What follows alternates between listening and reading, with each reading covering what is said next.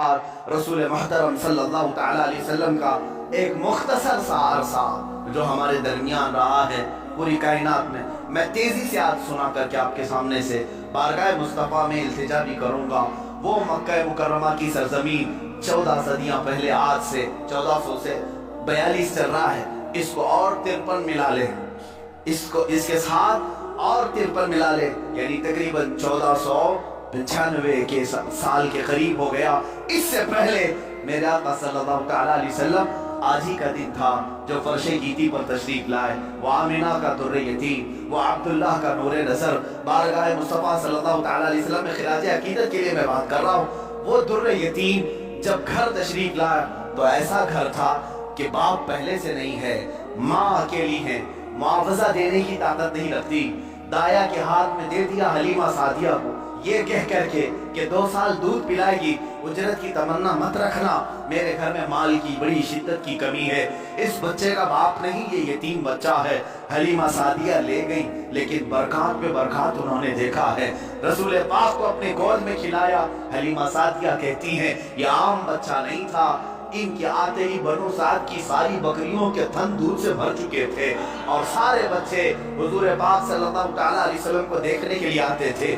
حتیٰ کہ حلیمہ سعدیہ کی بیٹی شیمہ کہتی ہیں، شیمہ کیا کہتی ہیں کہ ہمارے قبیلے میں، ہمارے محلے میں رواج تھا، رات کے وقت یا شام کے وقت ساری لڑکیاں جو ان کے عمر کی تھی، شیمہ کے عمر کی تھی، وہ کہتی ہیں اپنے اپنے چھوٹے بھائیوں کو، جس کا بھائی ہوتا لے کر کے آتی تھی، کمپٹیشن چلتا تھا۔ بہن اپنے بھائی کو دکھا کر کہتی کس کا بھائی زیادہ خوبصورت ہے۔ ہر خاتون، ہر بہن اپنے چھوٹے بھائی کی گود میں لے کر اس کے ناک نقشے بیان کرتی، ارے میرے بھائی کی تو پیشانی بڑی چوڑی ہے، یہ خوبصورتی کی علامت ہے۔ کوئی کہتی میرے بھائی کی تو آنکھیں بڑی جھیل جیسی ہیں اور یہ بڑا خوبصورت ہے۔ ہر خاتون، ہر بہن گود میں لیے ہوئے بچے کو اپنے بھائی پر فخر کرتی، اور حضرت شیمہ کہتی ہیں جب اس مجمع میں میرے بھائی محمد کو لے کر کے آتی، اللہ اللہ، وہ کہتی ہیں ساری میری سہیلیاں اٹھ کھڑی ہوتی، کہتی شیمہ تیرے بھائی کے ساتھ ہمارے بھائیوں کا مقابلہ نہیں، یہ ہمارا آپس کا مقابلہ ہے، یہ ہمارا آپس کا کمپٹیشن ہے، تو کبھی محمد کو ہمارے درمیان نہ لا، اس لیے کہ اس کے مقابل میں 14ویں کا چاند بھی شرما جاتا ہے۔ یہ بنو سعد کی خواتین کا کہنا ہے۔ حضرت شیمہ کہتی ہیں اس مقابل میں کبھی رسول پاک کو لے جاتی تو وہ ایکسپٹ نہیں کرتی، کہتی کہ شیمہ تیرے بھائی کے ساتھ ہمارے بھائیوں کا مقابلہ نہیں۔ وَأَحْسَنُ مِنْكَ لَمْ تَرَ قَطُّ عَيْنِي وَأَجْمَلُ مِنْكَ لَمْ تَلِدِ النِّسَاءُ، یا رسول اللہ آپ سے زیادہ حسین میری آنکھوں نے دیکھا نہیں، آپ سے زیادہ جمیل کسی ماں نے جنا نہیں۔ وہ 2 سال کی عمر پاک میں حلیمہ سعدیہ دوڑتی ہوئی واپس مکہ لے آئی اور حضرت آمنہ سے کہا میں نے 2 سال کا عرصہ آپ سے مانگا تھا، لیکن 6 مہینے اور بڑھا کر کے دے دو، اجرت بھی نہیں چاہیے، معاوضہ بھی نہیں چاہیے۔ لیکن حضرت بی بی آمنہ نے اپنے پاس اپنے صاحبزادے کو رکھ لیا۔ 2 سال کے عرصے میں گھر میں کتنے افراد ہیں، کون ہیں؟ باپ نہیں ہے، دادا ہے عبد المطلب، وہ بھی بڑھاپے کو پہنچے ہوئے ہیں۔ رسول پاک صلی اللہ تعالیٰ علیہ وسلم اپنے دادا کی سرپرستی میں ہیں۔ 6 سال کی عمر میں اپنی ماں کے ساتھ ننیحال کا سفر کیا، مدینہ کا سفر کیا۔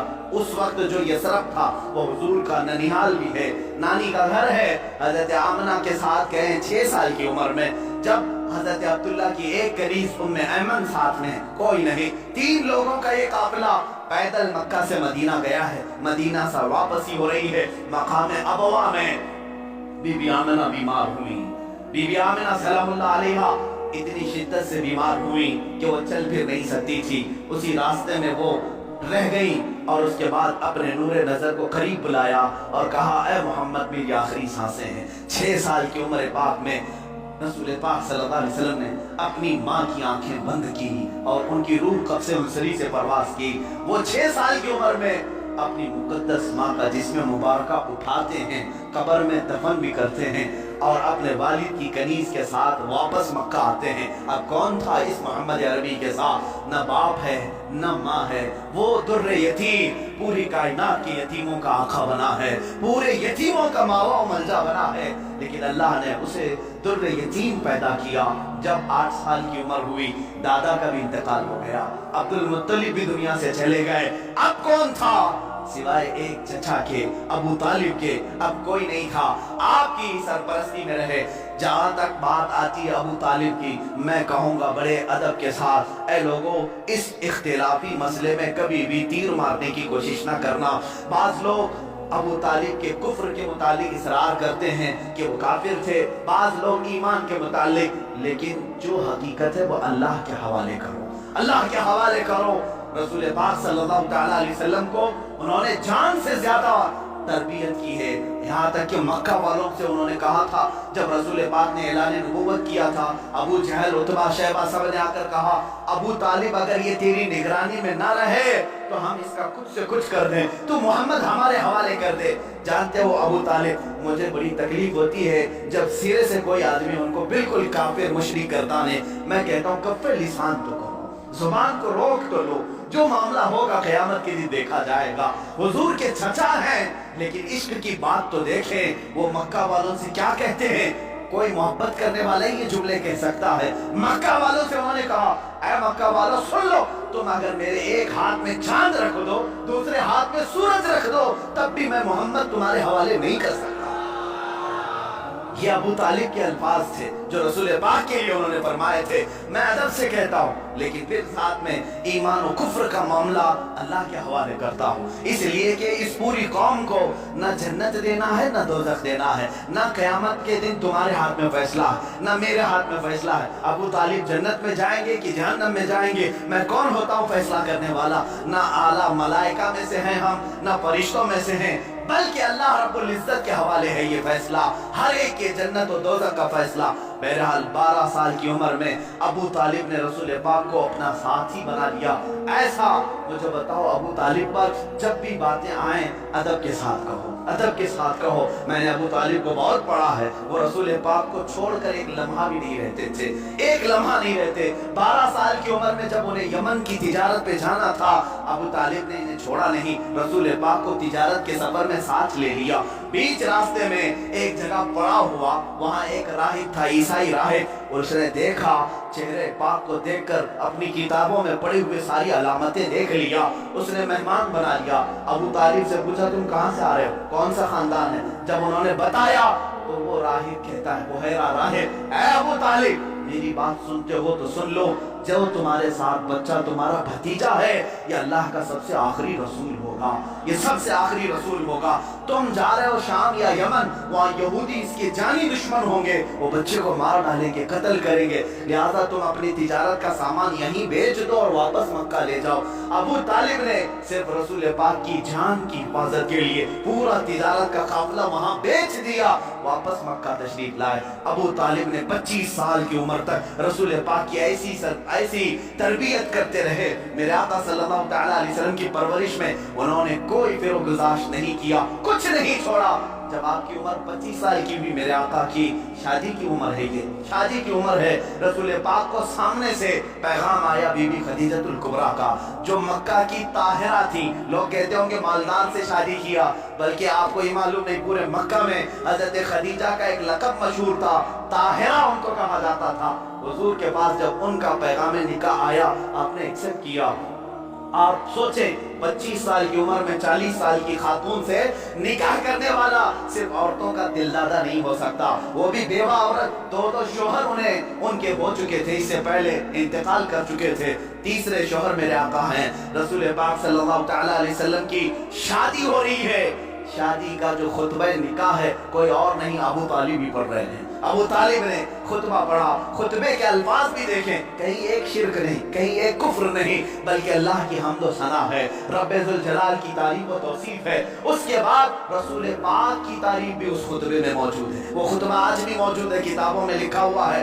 अबू तालिब ने जो रसूल पाक के निकाह में खुतबा पढ़ा था, कोई और नहीं पढ़ा, चचा ने खुतबा पढ़ा। और उसके बाद मोहम्मद सल्लल्लाहु तआला अलैहि वसल्लम का नाम लेते हुए फिर सारे मजमे में कहा, ये मेरा अजीज जान भतीजा मोहम्मद है, इससे ज्यादा शरीफ पूरे मक्का में तुम ला नहीं सकोगे, इससे ज्यादा हसीन तुम पूरे अरब में ला नहीं सकोगे। उसके बाद कहा, मोहम्मद का जो महर तय पाता है वो अबू तालिब के माल से जाएगा। खदीजतुल कुबरा को जो महर दिया गया रसूल पाक का, वो भी अबू तालिब के माल से दिया गया है, रसूल पाक के उस चचा के माल से اب یہ زندگی پاک ازدواجی زندگی ہے. میرے آقا سیدہ خدیجہ کے ساتھ 25 سال گزارتے ہیں. 50 سال کی عمر مبارکہ جب میرے آقا کی ہوئی، یعنی 40 سال کی عمر پاک جب تھی، تب اللہ تعالیٰ نے آپ کو حکم دیا، اے رسول آپ اعلان کر دیں میں اللہ کا آخری رسول ہوں، بتوں کی عبادت چھوڑ دو، ایک خدا کی عبادت کی طرف آؤ. یہ حضور کی 40 سالہ زندگی میں جو انقلاب آیا، اب مکہ والوں کی یہاں سے ستم ظریفیاں شروع ہوئیں. میرے آقا نے سب کو جمع کیا مکہ کے ایک سرزمین پر، میدان میں پوچھا میرے بارے میں تمہارا کیا خیال؟ سبوں نے کہا تم آج تک کبھی جھوٹ نہیں بولے اور کبھی کسی کی امانت میں خیانت نہیں کی. حضور نے فرمایا اے مکہ والوں، اگر میں یہ کہہ دوں ان پہاڑوں کے پیچھے ایک فوج چھپی ہے جو تم پر حملہ کرنا چاہتی، کیا میری اس بات پر یقین کرو گے؟ سارے مکہ والوں نے ایک زبان ہو کر کہا آج تک کبھی آپ نے جھوٹ کہا نہیں، اگر آپ کہتے ہیں کہ فوج ہے ہم اس کو بھی مانیں گے، ہم اس کو بھی یقین کے ساتھ تسلیم کریں. حضور نے فرمایا جب میری باتوں پر اتنا تمہیں یقین ہے تو سنو، میں تمہیں کہتا ہوں اللہ ایک ہے، خدا ایک ہے، معبود ایک ہے، مسجود ایک ہے. ہر ایک کے سامنے سر جھکانا یہ تمہیں زیب نہیں دیتا، اور میں محمد اللہ کا آخری رسول ہوں، اس کی طرف سے اخلاقی تعلیمات لے آیا ہوں، تمہاری روحوں کا بدل لے آیا ہوں. جب میرے آقا نے فرمایا سارے مکہ والے ناراض ہوئے، سوائے حضرت علی کرم اللہ وجہہ الکریم کے. کوئی اس میدان میں ایمان لانے والا نہیں تھا.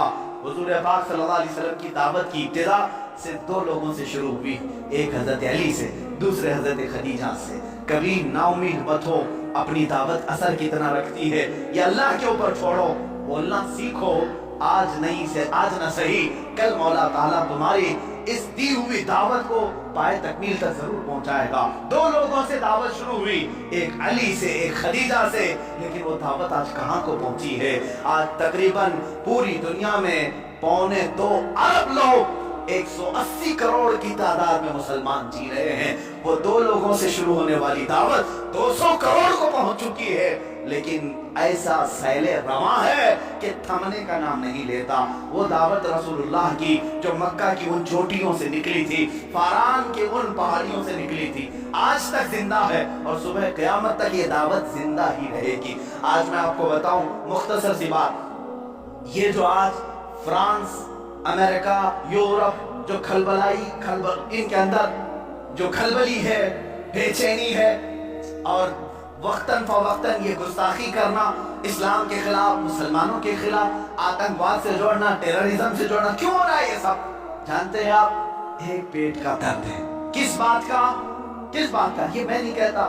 امریکہ کا پریزیڈنٹ جو ایکس پریزیڈنٹ ہے اس سے قبل کا، اس نے خود یہ سٹیٹمنٹ دیا ہے کہ آج پورے ورلڈ میں سب سے زیادہ فاسٹ گروونگ والا کوئی ریلیجن ہے تو اسلام ہے.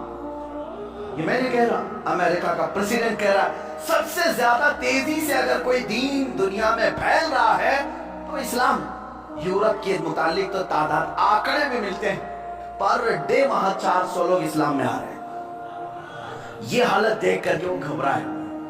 اس لیے کہ ڈیلی کے 400 کے حساب سے جب وہ گنتی بناتے ہیں ہماری ہے کتنی پاپولیشن، اگر یہ سلسلہ اسی طرح رہا ایک وقت آئے گا کہ ہم مائنورٹی ہو جائیں گے، یہ میجورٹی میں آئیں گے، ہم تو غلام ہوں گے، تخت ان کے پاس آ جائے گا. یہ جو سب سے تیزی سے اسلام کے پھیلنا یورپ میں، امریکہ میں اور دوسرے علاقوں، خود فرانس کی حکومت یہ اچھی طرح سے جانتی ہے.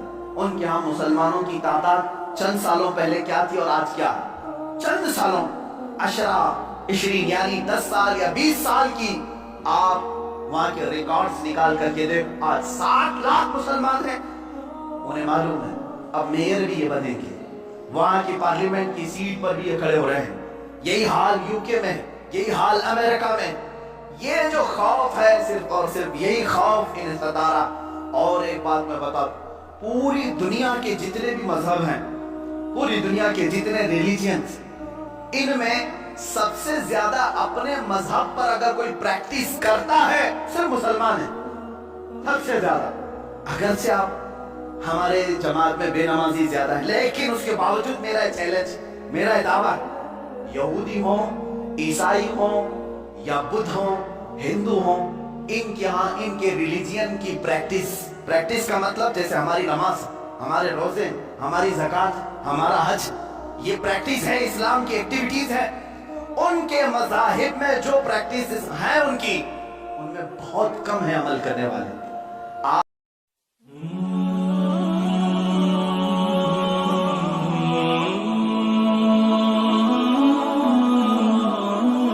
آج یورپ میں ایتھیزم بہت پھیل چکا ہے۔ ایتھیزم کیا ہے؟ کوئی خدا نہیں، کوئی معبود نہیں، کوئی اللہ نہیں، معاذ اللہ رب۔ یہ کثرت سے وہاں پھیلا ہے۔ اور کون ایتھیسٹ بن رہے ہیں؟ عیسائی ایتھیسٹ بن رہے ہیں، جیوز ایتھیسٹ بن رہے ہیں۔ جو پہلے کسی اور ریلیجن میں تھے وہ ایتھیسٹ بن رہے ہیں، یعنی کوئی خدا نہیں، ہم خدا کو مانتے ہی نہیں۔ آج بہت زیادہ وہ لوگ بھی پھیل رہے ہیں۔ دو خطرے ہیں۔ اور مسلمان کتنے ایتھیسٹ بن رہے ہیں تو کہ آٹے میں نمک کے برابر بھی نہیں۔ 100 میں 2 لوگ ایتھیسٹ نہیں بن رہے مسلمان، اس لیے کہ اپنے ریلیجن پر، اپنے مذہب پر سب سے زیادہ پریکٹس کرتے ہیں۔ دوسروں کیا ہفتے میں 1 بار عبادت ہے، لیکن مسلمان کیا دن میں 5 مرتبہ ہے۔ یہ اذان سنتا ہی رہتا ہے، سجدے کرتا ہی رہتا ہے۔ اسلام نے ایک دن بھی اسے چھٹی نہیں دی۔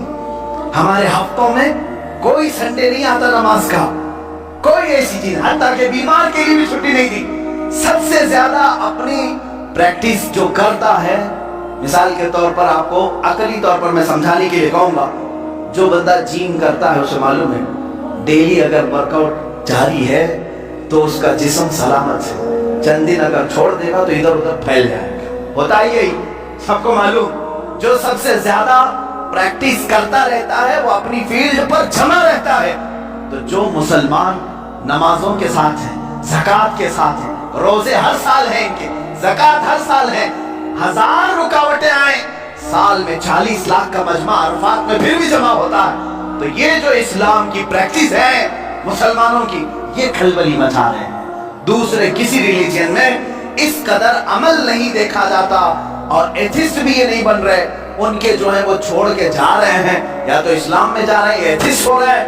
ان قریب انہیں خطرہ محسوس ہونے لگا کہ اسی طرح یہ چھوڑ دیا جائے تو یہ جو آج تالاب کی شکل میں یورپ میں ہے، کنویں کی شکل میں فرانس میں ہے، کل یہ سمندر کی شکل بن جائے گا اور پھر سب کو بہا لے جائے گا۔ اس لیے چاہتے ہیں کبھی ان کے نبی کے کارٹون بناؤ، کبھی قرآن پر حملہ کرو، کبھی اسلام پر، اور لوگوں کو دہشت گرد بنا کر کے ان کے خلاف غم و غصہ عام لوگوں میں ڈالو۔ لیکن ہو نہیں رہا ہے، ہو نہیں رہا ہے۔ بعض مسلمان چہرے یہ پکڑتے ہیں، جیسے اسامہ بن لادن کو پکڑا اور پوری دنیا میں بتانے کی کوشش کی داڑھی والا، امامے والا آتنکواد ہوتا ہے، ٹیررسٹ ہوتا ہے۔ لیکن حیرت کی بات ہے، آپ کو میں بتاؤں، 9/11 کے بعد، 2001 کے بعد امریکہ کی ہسٹری میں دیکھا گیا، اس سے 100 سال پہلے 100 سال کے ریکارڈ میں اتنے مسلمان نہیں ہوئے تھے جو 10 سال کے اندر ہوئے۔ 10 سال کے اندر اتنی تیزی، جب بار بار کہا گیا آتنکواد ہے، یہ آتنکواد ہے، تو بیچارے جو کبھی اسلام کو جانتے نہیں تھے انہوں نے قرآن اٹھانا شروع کیا، سیرت مصطفیٰ پڑھنا شروع کیا۔ دیکھتے تو ہیں صحیح، کیا قرآن حقیقت میں ٹیررزم سکھاتا ہے؟ کیا محمد آتنکواد سکھاتے تھے؟ جب وہ پڑھتے ہیں تو پھر کہتے ہیں اسلام کی فطرت میں وہ قدرت نے وہ لچک دی ہے، جتنا ہی دباؤ گے اتنا ہی وہ ابھرے گا۔ عزیزان گرامی اوقات، رسول پاک صلی اللہ تعالیٰ علیہ وسلم کی وہ دعوت مکمل ہو کر رہے گی، اگرچہ کافر و مشرکین ناپسند کریں۔ 40 سال کے بعد سے لے کر 53 سال تک میرے آقا مکہ مکرمہ میں رہے، مصیبتیں بھی جھیلی، مشقتیں بھی اٹھائی، اور لوگوں کے 1000 طریقے کے تانے بھی برداشت کیے۔ 53 سال کے بعد میرے آقا نے ہجرت فرمائی مدینہ طیبہ۔ مدینہ آنے کے بعد سب سے پہلے مسجد نبوی کی تعمیر ہوئی، صحابہ کو بھائی بھائی بنایا، اور اس کے بعد جو مدینے کے خلاف آواز اٹھا تھا اس کے خلاف میرے آقا نے تلوار بھی اٹھائی۔ جنگ بدر ہوئی، جنگ احد ہوئی، جنگ خندق ہوئی، جنگ حنین ہوئی، جنگ تبوک ہوئی، اور جنگ موتا ہوئی۔ یہ وہ جنگیں ہیں جو دشمنان اسلام کے خلاف میرے آقا نے کی۔ تقریباً 25 یا 26 غزوات ہوئے، جس میں 18 میں تو خود میرے آقا تشریف لے کر گئے، اور یہ 10 سال کے عرصے میں زیادہ سے زیادہ جنگیں ہوئی۔ جو رسول مکہ چھوڑ کر نکلے تھے رات کی تاریکی میں، 2 لوگ، ابو بکر صدیق اور رسول محترم صلی اللہ تعالیٰ علیہ وسلم، 2 لوگ نکلے تھے۔ 6 سال گزرے تھے، 6 سال مدینے میں، 7ویں سال وہی رسول، وہی صدیق اکبر مکہ کی طرف واپس آ رہے ہیں۔ हज करने उम्रा करने की नीयत से, लेकिन कितने लोग हैं? 10,000 की तादाद में आ रहे हैं। कोई कत्ल क़िताल नहीं, कोई जंगो जिदाल नहीं, फातिह की शान से आए, खाने काबा में दाखिल हुए, बुतों को निकाला, पाक किया और कहा आज मोहम्मद अल्लाह का रसूल खाने काबा को पाक कर रहा है और सुबह क़यामत तक अब यहाँ शिरक नहीं होगा, बुत परस्ती नहीं होगी, काबे को बनाया मुतहर, ये रसूल पाक ने। अब उसके बाद रसूल पाक सल्लल्लाहु अलैहि वसल्लम ने इन्हीं 10 सालों के अंदर कितने ग़ज़वात किए। वो आखिरी साल था मेरे आका का, जब 10 हिजरी थी, हुज़ूर ने ऐलान किया जो हज के लिए मेरे साथ आना चाहे सब आ जाए। ये सुन करके तकरीबन 1,20,000 सहाबा हुजूर के हज के सफर में साथी बन गए।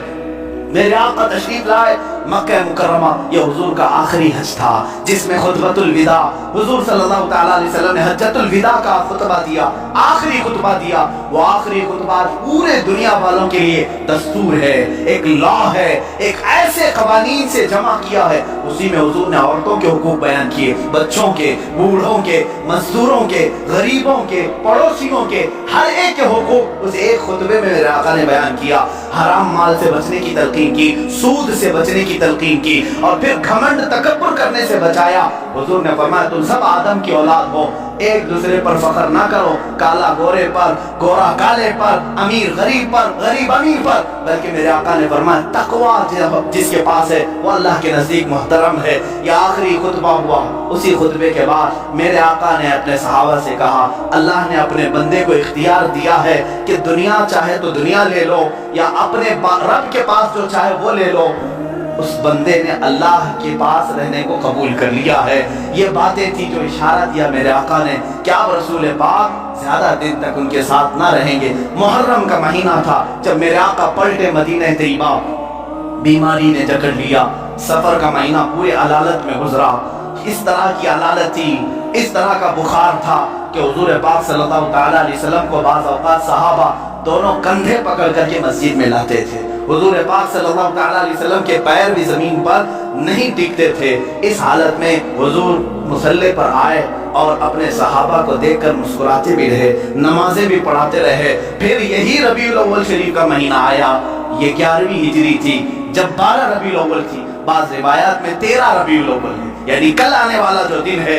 अल्लाह के हबीब सल्लल्लाहु तआला अलैहि वसल्लम ने सबको जो वसीयतें करनी थी वो वसीयतें फरमाई। माँ आयशा सिद्दीक़ा के हुजरे में आराम करते रहे। अल्लाह के नबी सल्लल्लाहु तआला अलैहि वसल्लम को बुखार शिद्दत का था, बार बार मिसवाक तलब करते थे या पानी के छींटे चेहरे पर मारते थे और फिर कहते थे ये सकरात, ये नज़ा का वक्त कितना शदीद होता है, कितना शदीद होता है। माँ आयशा कहती हैं अचानक मैंने देखा दरवाजे पर किसी की दस्तक हो रही है। मैंने कहा अल्लाह के रसूल आराम कर रहे हैं। हुजूर ने फरमाया आयशा वो कोई और नहीं मलकुल मौत इज़राइल है, वो किसी के आने के लिए इजाजत नहीं मांगता, आज मुझसे इजाजत ले रहा है, इसके बाद फिर किसी से नहीं लेगा।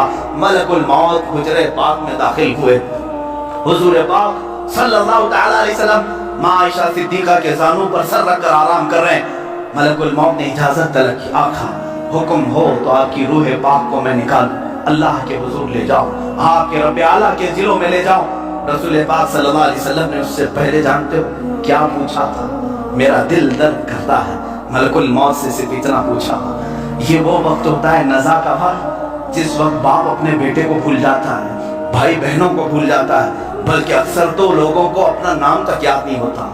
सकरात के बाद जाओ लोगों के बिस्तरों के पास, हम कलमा पढ़ाते रहते, कलमा आता नहीं, लोग बोल नहीं पाते, ये वो हालत होती है नज़ा की। लेकिन उस वक्त मेरे आका सल्लल्लाहु अलैहि वसल्लम मलकुल मौत से यूं कहते, ऐ इज़राइल ये जो नज़ा का दर्द है, क्या ये दर्द मेरी उम्मत को भी दिया जाएगा? क्या ये सकरात का दर्द मेरी उम्मत को भी दिया जाएगा? मलकुल मौत ने कहा मौत से पहले हर एक को सकरात से गुजारा जाए।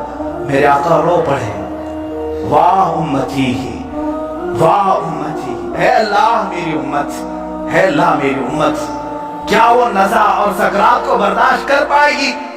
रब ताला ने हुक्म दिया है हबीब आप गम न करें, आप अपने उम्मतियों को ये बशारत दें कि जो हर नमाज के बाद आयतल कुर्सी पढ़ता रहे हैं वो दुनिया में रहेगा, उसकी रूह अल्लाह फरमाता है मैं खुद कब्ज करूंगा, उसे एहसास ना हो।